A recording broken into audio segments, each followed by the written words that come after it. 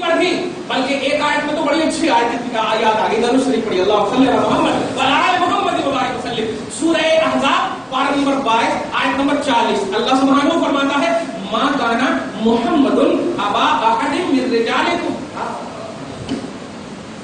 ولکن رسول اللہ وخاتم النبیین۔ جملے پہ غور کیجئے، محمد ارے فاطمہ کے باپ ہیں، ام کلثوم کے باپ ہیں، زینب کے باپ ہیں، رقیہ کے باپ ہیں، عبداللہ کے باپ ہیں، قاسم کے باپ ہیں، ہے نا؟ حقیقت ہے کہ خدیجہ کے شوہر ہیں،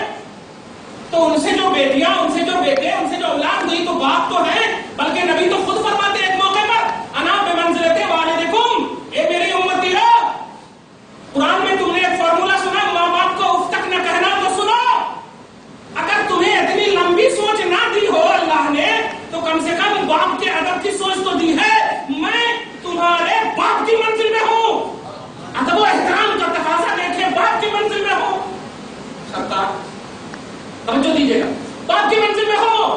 مگر قرآن پاک کہتا ہے ما کان محمد ابا احد من رجالکم، یہ محمد جو ہے تم میں سے کسی مرد کے باپ نہیں، ولکن رسول اللہ، وہ اللہ کے رسول ہیں، وہ خاتم النبیین، اور نبیوں میں سب سے آخر۔ یہ رسالت اور نبوت دونوں کا تذکرہ رب نے کیوں کیا اور محمد کے باپ ہونے کی نفی کیوں کیا؟ ایک جملے میں سمجھو، میرا باپ، آپ کا باپ، ہم سب کا باپ بیٹا، یہ رشتہ یہی ختم ہو جائے گا، کوئی کام دینے والا نہیں، لیکن پیارے سنو، محمد ایک ایسی ذات ہے کہ یہ رشتہ کیا سارے رشتے ختم ہو سکتے ہیں، رسالت اور نبوت کا جو امت سے رشتہ ہوتا ہے وہ کسی دنیا میں ختم نہیں ہو سکتا ہے، کسی دنیا میں ختم نہیں ہو سکتا ہے، اس لیے سمجھو کہ وہ تم میں سے باپ نہیں ہے، باپ بیٹے کا رشتہ ختم ہو سکتا ہے، ولکن رسول اللہ، وہ اللہ کے رسول ہے، وہ خاتم النبیین، اور نبیوں میں سب سے لاسٹ، نبیوں میں سب سے لاسٹ ہے، تو رسالت اور نبوت کا آپ کو عنوان دیا ہے۔ اس لیے سنو،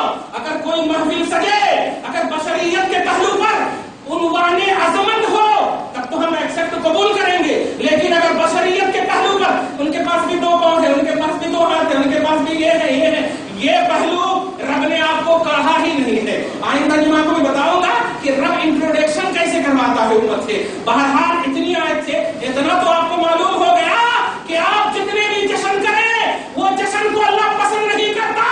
نبی کے جشن کو اللہ پسند کرتا ہے،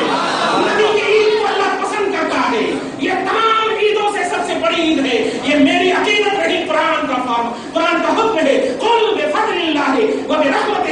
اے حبیب مکرم آپ کہیے، یہ مقام امتحان ہے، دیکھتا ہو کون مانتا ہے یا نہیں مانتا، ہم آپ ہی سے کہواتے ہیں اور آپ ہی کو ماننے کے لیے کہواتے ہیں، آپ کہیے کہ اللہ کے فضل پر اور اللہ کی رحمت پر لوگ خوشیاں منائے، لوگ فرحت منائے، لوگ جشن منائے، لوگ عیدوں کی عید سمجھے، اور سنو وہاں کہا تھا ہم پسند نہیں کرتے، لیکن یہاں پر اللہ کہہ رہا ہے اے مخلوقو، ایک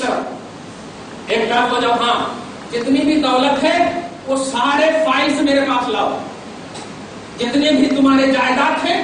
دھن ہے، دولتیں ہیں، وہ سب میرے پاس لاؤ، اور لا کر کے اللہ پاک ساری دھن دولت آپ کی لے لیا۔ دھیان دیجیے گا، آپ کو ایک طرف کر دیا، اللہ پاک فرما رہا ہے وہ جتنی بھی دھن دولت ہے تیری، وہ ساری دھن دولت میرے پاس کچھ بھی حیثیت نہیں رکھتی، ہوگا خیر مما یجمعون، یہ نبی کا جشن تمام دھن دولت سے بہتر ہے، ہوگا خیر مما یجمعون، وہ نبی کا جشن جو ہے تمام دھن دولت سے بہتر ہے۔ یا اللہ کیسا فارمولا ہے تیرا، ایک طرف کہتا ہے جشن منانے کو میں پسند نہیں کرتا، لیکن نسبت مصطفیٰ سے جو جشن منسوب ہو جائے اس کو کہتا ہے سارے دھن دولت سے مجھے پیار ہے، دھن دولت کے بنسبت مجھ سے پیار ہے، وہ خیر مما یجمعون، وہ تمام جمع کردہ چیزوں سے خیر ہے، بہتر۔ کچھ سمجھے آپ؟ الحمدللہ سمجھ گئے ہوں گے۔ اس لیے آپ افیکٹر بنیے، افیکٹڈ مت بنیے، لیکن ایک بات کھل کر کے کہوں گا، عرش مت لگائیے، الٹے پلٹے کام نہیں، محبت سے کہوں گا، واقعی نماز کے وقت نماز بھی پڑھنا ہے، نیاز کے وقت نیاز بھی کرنا ہے، جشن کے وقت جشن بھی۔ ون سائڈڈ کوئی تعلیم نہیں دیتا، دنیا کے کسی بھی اہل سنت کے دارالفتاء، مفتی، مشائخ، ذمہ داران اسلام میں سے جو کوئی بھی ہے، کسی بھی کتاب یا کیسی یوٹیوب پر نہیں دکھا سکتے جو ذمہ دار ہے किसी भी ने कहा हो ना जो नमाज में को पढ़ो, नहीं, खबरदार खबर, नबी से करीब कर दो, खुदा की कसम। एकदम छोटी सी बात है, एक मुरीद हमारे पास बैठा हुआ और आजाद हो जाए और मैं खड़ा हो जाऊं, हो गया, बोलना भी नहीं पड़ेगा, वो ऑटोमेटिक जाएगा वजू करने, अगरचे वो नमाज ना पढ़ता होगा फिर भी जाए। नबी से जो करीब हो जाएगा वो ही नहीं सकता कि कुर्बत मुस्तफा के बाद अमल के मुस्तफा, अहकाम के मुस्तफा दे तो उसको फॉलो ना करे, नहीं। लेकिन मैं हुक्म दूं तो आप बहाना भी कर सकते हैं, हाँ सो गया था, कर सकते बहाना। तो हुक्म में बहाने का पहलू है, लेकिन जब कुर्बत हासिल हो जाती है कोई बहाना नहीं चलता, प्रैक्टिकल का वहां पहलू है,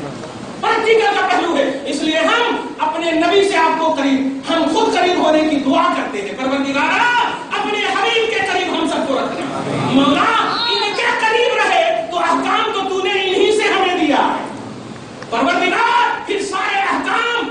कमांडेड अंदाज में हम कर सकते हैं। मौला अपने हबीब की ईदों की ईद के हवाले से जो हम सब करने वाले हैं, तूने कहा है बहुत बेहतर है, मौला इस बेहतरी पर हमारे भी अमल पर महर लगा,